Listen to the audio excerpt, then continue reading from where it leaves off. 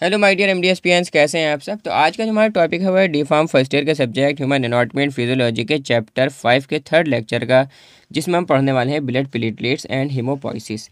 जैसे कि आप अपने सिलेबस में देख सकते हैं कि हमारा ह्यूमन एनाटॉमी फिजियोलॉजी में चैप्टर 5 चल रहा था और बेसिकली इस चैप्टर को हमें 4 लेक्चर में कंप्लीट करना था। तो 2 लेक्चर हमने कवर अप कर लिए थे। फर्स्ट लेक्चर में हमने ब्लड का ओवरव्यू देखा था, ठीक है, और इसी तरीके से कंपोजिशन वगैरह हमने देखी थी ब्लड की, आरबीसीज वगैरह को हमने पढ़ लिया था। सेकंड लेक्चर में हमने डब्ल्यूबीसीज को पढ़ा था। आज का जो हमारा थर्ड लेक्चर है हीमोपोइटिक सिस्टम का, इसमें बेसिकली हम पढ़ेंगे प्लेटलेट्स के बारे में, ब्लड प्लेटलेट्स के बारे में और मैकेनिज्म ऑफ ब्लड क्लॉटिंग के बारे में। इसी तरीके से हम पढ़ेंगे प्रोसेस ऑफ हीमोपोइसिस के बारे में, ठीक है। तो आज हम इतना पढ़ना है, ठीक है।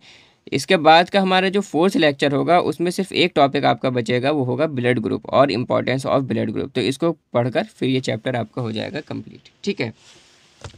सो दैट सबसे पहले देखो ये समझो कि भाई ब्लड प्लेटलेट्स होती क्या है। ब्लड सेल्स होती हैं बेसिकली ऐसे सेल्स होती हैं जो कि हमारी बॉडी में क्या करने का काम करती हैं कि ब्लीडिंग अगर हो रही है तो उसको रोकने का बेसिकली ये काम करती हैं। फॉर एग्जांपल आपकी यहाँ पर फिंगर पर मान लो कट लग गया, ठीक है, तो ब्लीडिंग होना स्टार्ट हो गई। अब जब ज़्यादा ब्लीडिंग जैसे हो रही है तो आपकी जो जहाँ पर कट लगा वहाँ की सेल्स कुछ एंजाइम रिलीज़ करेंगी। इसी तरीके से जो आपकी ये ब्लड प्लेटलेट्स हैं, ठीक है, ये भी कुछ एंजाइम रिलीज़ करेंगी और यहाँ पर एक जाल सा बना देंगे, एक नेटवर्क सा बना देंगी, जिसकी वजह से ब्लीडिंग को स्टॉप कर देंगी, ठीक है। सो दैट ये इनका फंक्शन होता है। तो दीज आर स्मॉल राउंड और oval shape with biconvex surface and are synthesize by megakaryocytes of the bone marrow.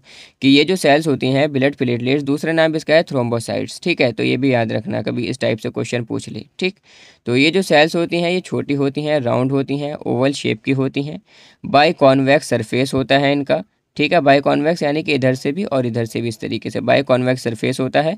और सिंथेसाइज होती हैं, किससे बनती हैं? मेगाकैरियोसाइट्स जो है हमारी बोन मैरो की, ठीक है, उससे बेसिकली इनका फॉर्मेशन होता है ब्लड प्लेटलेट्स का। They do not contain nucleus, और इसमें न्यूक्लियस भी नहीं होता, but cytoplasm contain distinctive granules, ठीक है। लेकिन जो इसका साइटोप्लाज्म है ब्लड प्लेटलेट्स का, उसमें कुछ डिस्टिंक्टिव ग्रैन्यूल्स पाए जाते हैं। They have a life span of only 5 to 9 days, 5 से लेकर 9 दिन तक का इनका लाइफ स्पैन होता है। और जो नॉर्मल प्लेटलेट काउंट है वो होती है 1.50 लाख टू 4 लाख, ठीक है, यानी कि 1.5 लाख से लेकर 4 लाख तक इसकी नॉर्मल वैल्यू है। कुछ बुक्स में जो है 1.5 लाख से लेकर 3.5 लाख तक है, तो वो भी ठीक है, ठीक। Blood platelets play a very important role in blood clotting, और ब्लड क्लॉटिंग में बहुत ज़्यादा अहम रोल ये प्ले करती हैं। वही ब्लड क्लॉटिंग जो मैंने अभी आपको बताया कि फॉर एग्जांपल आपके अगर कट लग गया तो ब्लीडिंग हो रही, तो क्योंकि हमें खून को रोकना है, सो दैट खून को जब रोकना है तो वहाँ पर कुछ ना कुछ तो करना पड़ेगा। सो दैट ये एक तरीके से गम का काम करती हैं। और आपको एज अ कॉमन लैंग्वेज में अगर मैं बताऊँ तो जिससे बोलते हैं खुरंट, ठीक है, तो जो जम जाता है जिसकी वजह से ब्लीडिंग स्टॉप हो जाती है, ठीक। बेसिकली फंक्शंस की बात करें इसकी ब्लड प्लेटलेट्स की, तो blood platelets help in the clotting of blood, blood को क्लॉट करने में मदद करती हैं जहाँ पर कट लगा है, जहाँ पर भी वाउंड वगैरह है, ठीक है, जहाँ पर घाव है। Thromboplastin liberated from platelets is essential for clotting, ठीक है। अब देखो जो ये ब्लड प्लेटलेट्स है ना, इससे जो निकलता है ना थ्रोम्बोप्लास्टिन निकलता है, ये बेसिकली एसेंशियल है बहुत ज़्यादा क्लॉटिंग के लिए, ठीक। They aid in the body is defence mechanism against bacteria, और बैक्टीरिया के अगेंस्ट बॉडी के लिए एज अ बचाव का काम करती हैं, डिफेंस मैकेनिज्म का काम करती हैं, ठीक है। दे क्लोज और heal the minute lesions in the walls of blood vessels, ठीक है, ये बंद कर देती हैं और हील कर देती हैं। तो माइन्यूट लेशंस आ जाते हैं ब्लड वेसल्स की वॉल पर, ठीक है, तो उसको बेसिकली हील करने का काम करती हैं, उसको बंद करने का काम करती हैं ताकि कि लीकेज वगैरह ना हो। और इसी तरीके से कंटेन करती हैं हिस्टामिन और सीरोटोनिन, ठीक है। ब्लड प्लेटलेट्स जो है प्रिवेंट करती हैं हेमोरेज से, जो है बचाती हैं बेसिकली, ठीक।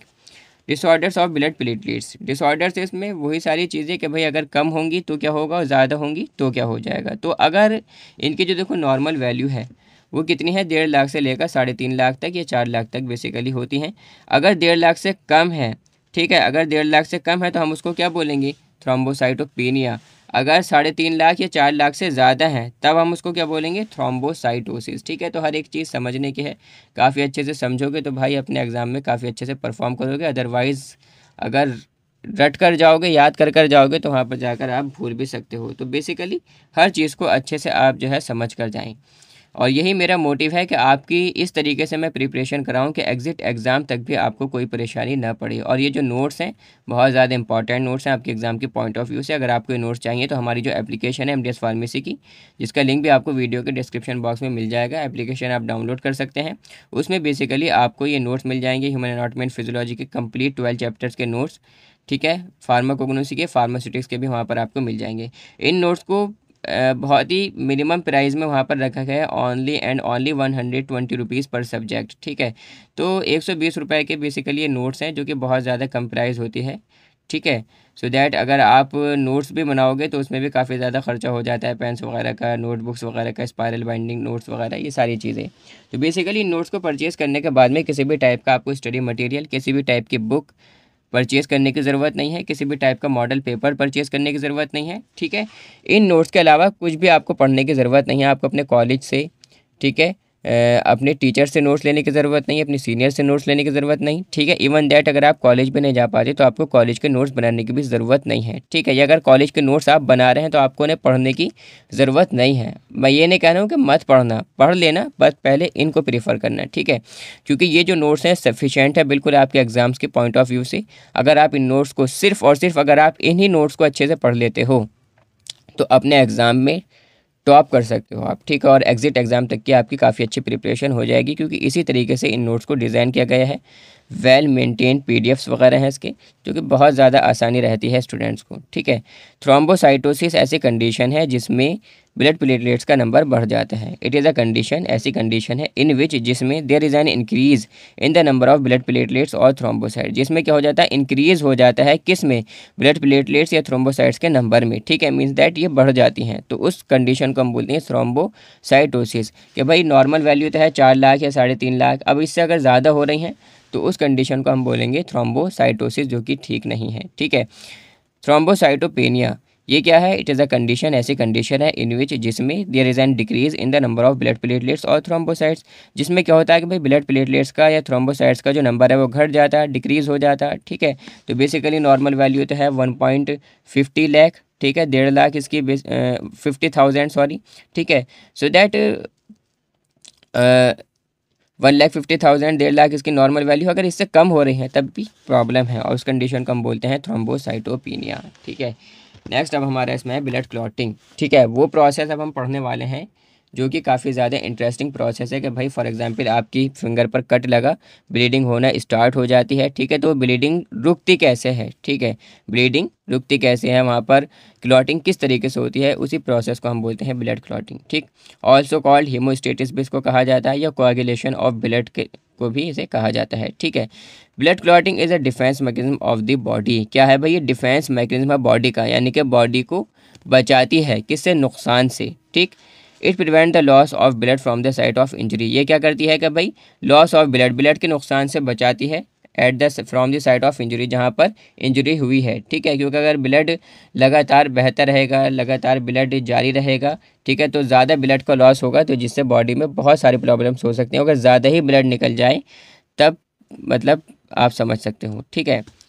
If a leak develop in the blood vessel, अगर ब्लड वेसल्स में भी कोई लीक होती है, ठीक है, then a clot is formed and it plugs the leak. तब क्या होता है कि भाई ये एक क्लॉट वहाँ पर बन जाता है, और वो क्या करता है कि उस लीक को बंद कर देता है, ठीक है। क्लॉट आप समझते हो थक्का, एक तरीके से खून का, ठीक।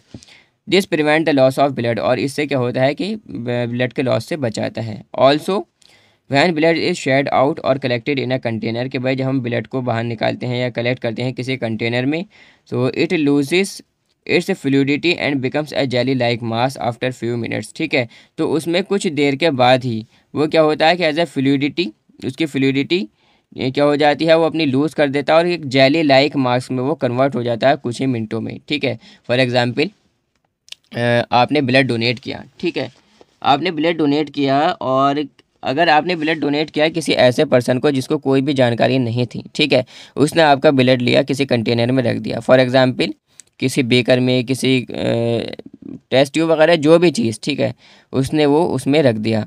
और बेसिकली कोई भी उसने उसमें एंटीकोगुलेंट नहीं डाला, हिपेरिन वगैरह उसने उसमें मिक्स नहीं किया।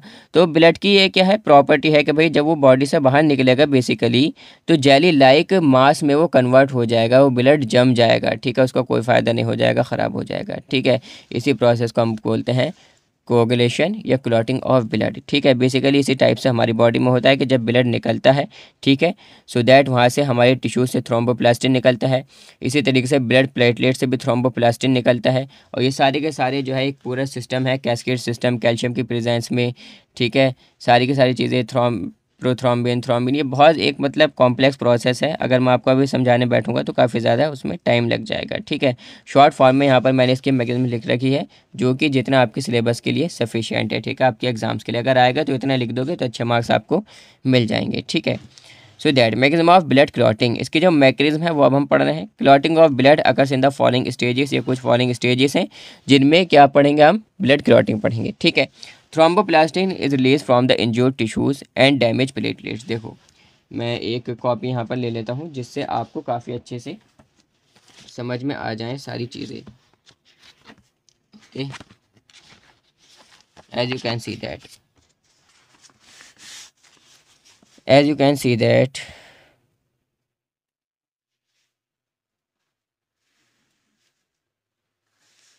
ठीक है, ये मान लो ये है आपका हाथ, कितने हो गए भाई, 1 2 3 4 और एक ये 5, ठीक है, ठीक, ये आपका है हाथ, ठीक है। अब किसी ने अपनी नस तो खैर नहीं कटवाओ भाई इनकी, फॉर एग्जांपल किसी ने अपना काट लिया अंगूठा, ठीक है, अंगूठा है मान लो, कुछ भी उसके हाथ पर कट लग गया, ठीक है। तो अब जहाँ पर कट लगा वहाँ पर वहाँ के जो टिश्यूज़ हैं, वहाँ के जो सेल हैं, वो एक एंजाइम रिलीज़ करेंगे जिसका नाम है थ्रोम्बोप्लास्टिन, ठीक है। थ्रोम्बोप्लास्टिन वो रिलीज़ करेंगे, ठीक है। कौन कौन रिलीज़ करेगा थ्रोम्बोप्लास्टिन, किससे रिलीज़ होगा, from tissues and blood platelets. Blood platelets भी क्या करेंगी, थ्रोम्बोप्लास्टिन रिलीज़ करेंगी, ठीक है। इतना आपको समझ में आया कि जहाँ पर कट लगा तो वहाँ के जहाँ पर कट लगा, फॉर एग्जांपल इधर कट लगा, तो यहाँ के जो टिश्यूज़ हैं वो क्या रिलीज़ करेंगे, थ्रोम्बोप्लास्टिन। इसी के साथ साथ में ब्लड प्लेटलेट्स भी उस जगह पर थ्रोम्बोप्लास्टिन रिलीज़ करना स्टार्ट करेंगी। अब देखो सुनो, thromboplastin converts the prothrombin into thrombin, this occurs in the presence of calcium ion, ठीक है। अब ब्लड में क्योंकि कैल्शियम भी है तो एक प्रोटीन होती है जिस प्रोटीन का नाम क्या है, जिस प्रोटीन का नाम है प्रोथ्रोम्बिन, ठीक है, प्रोथ्रोम्बिन, ठीक है।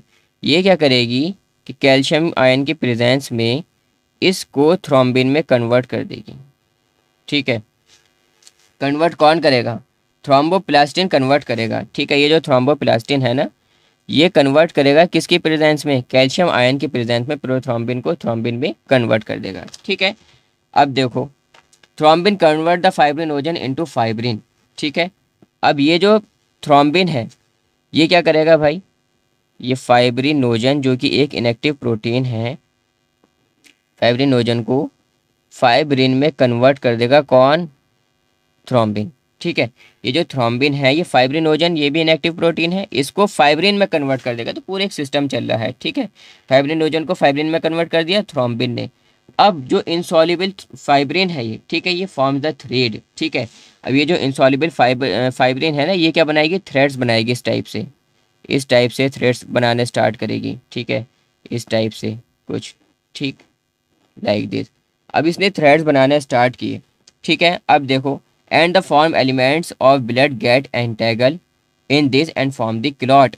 अब जब इसने ये थ्रेड बनाए तो एक जाल सा इसने बना दिया फाइब्रिन ने क्या कहा, क्या करा इसने, एक थ्रेड लाइक सा धागेदार एक जाल बना दिया। अब इस जाल में जो ब्लड डेड सेल्स हैं, ठीक है, ब्लड में, ठीक है, ब्लड सेल्स में जैसे कि आरबीसी डेड सेल्स हैं बहुत सारी, और ब्लड प्लेटलेट्स वगैरह और भी बहुत सारा मटेरियल आकर यहाँ पर इकट्ठा होना स्टार्ट कर देगा, ठीक है।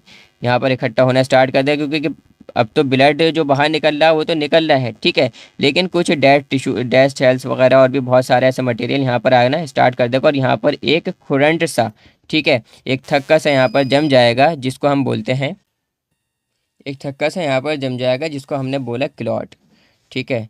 थोड़ा सारा एक इशू आ गया है, ठीक है, जिसकी वजह से लाइटनिंग वगैरह थोड़ी कम हो गई है, बट कोई बात नहीं, ठीक है, पढ़ाई से मतलब हमें लाइटनिंग से नहीं। तो बेसिकली मैं बता ये रहा था आपको कि ये जो फाइब्रिन था इसने यहाँ पर थ्रेड लाइक स्ट्रक्चर बनाया, एक जाल सा बनाया, उसमें डेड जो सेल्स है और भी बहुत सारा मटेरियल आकर यहाँ पर उसने फंसना स्टार्ट किया। जैसे जैसे वो यहाँ पर फंसा तो एक क्लॉट यहाँ पर बन गया, ठीक है, जिसको हमने बोला सॉफ्ट क्लॉट, ठीक है, सॉफ्ट क्लॉट यहाँ पर बन गया। अब यही सॉफ्ट क्लॉट एयर के कांटेक्ट में जब आया तो ये कैसा क्लॉट बन गया, हार्ड क्लॉट बन गया और ब्लीडिंग स्टॉप, ठीक है। तो बेसिकली ये प्रोसेस है पूरा, ठीक है, एक बार अच्छे से देख लो, इसका स्क्रीनशॉट वगैरह ले सकते हो चाहो तो, ठीक। तो ये था मैक्सिमम ऑफ ब्लड क्लॉटिंग। अब हम नेक्स्ट इसमें जो टॉपिक्स हैं कुछ, जैसे कि भाई क्लॉटिंग टाइम कितना होता है, कितने मिनट्स में क्लॉटिंग हो सकती है, ये सारी चीज़ें देख लेती हैं। तो क्लॉटिंग या कोगुलेशन टाइम, ठीक है, बेसिकली नॉर्मल क्लॉटिंग टाइम 2 से लेकर 8 मिनट तक का होता है। होता क्या है, it is the time taken by blood to clot is known as clotting time और कोगुलेशन टाइम, ठीक है। ये ऐसा इतना टाइम होता है कि भाई जितना टाइम ब्लड क्लॉट करने में ले रहा है, ठीक है, उस टाइम का हम बोलते हैं कोगुलेशन टाइम या क्लॉटिंग टाइम, ठीक है। और नॉर्मल जो क्लॉटिंग टाइम है वह है 2 से लेकर 8 मिनट तक। फॉर एग्जांपल आपके कट लग गया, ठीक है, कट लगा, ब्लीडिंग होना स्टार्ट हुई। अब वो ब्लीडिंग में वहाँ पर जो ब्लीडिंग जो हो रही है, ठीक है, तो वहाँ पर उस जगह पर क्लॉटिंग या ब्लड का कोगुलेशन कितनी देर में हो रहा है, कितने टाइम में हो रहा है, उसी टाइम को हमने क्या बोला, क्लॉटिंग या कोगुलेशन टाइम। तो नॉर्मल क्लॉटिंग टाइम जो है वो 2 से लेकर 8 मिनट तक का बेसिकली होता है, ठीक। एंटीकोगुलेंट्स क्या हैं भाई, एंटीकोगुलेंट्स ऐसे सब्सटेंसेस हैं जो कि प्रिवेंट करते हैं ब्लड क्लॉटिंग से बचाते हैं, जैसे कि हिपेरिन, ठीक है। फॉर एग्जांपल अगर आप ब्लड डोनेट करने जाओगे, ठीक है, ब्लड बैंक में, तो आपका ब्लड अगर उन्होंने निकाला और उन्होंने फॉर एग्जांपल कोई भी एंटीकोगुलेंट मिक्स नहीं करा, ठीक है, तो ब्लड क्या हो जाएगा, जम जाएगा, बेसिकली जेली लाइक स्ट्रक्चर में वो एक तरीके से कन्वर्ट हो जाएगा, ठीक है, उसकी फ्लूइडिटी बरकरार नहीं रहेगी, जम जाएगा ब्लड। तो उसमें एंटीकोगुलेंट्स मिलाना बहुत ज़्यादा ज़रूरी होता है। इसी तरीके से हमारी बॉडी में भी तो ब्लड सर्कुलेट कर रहा है, तो उसमें भी क्या होना चाहिए, हिपेरिन, ताकि कि ब्लड क्लॉट ना हो, ठीक।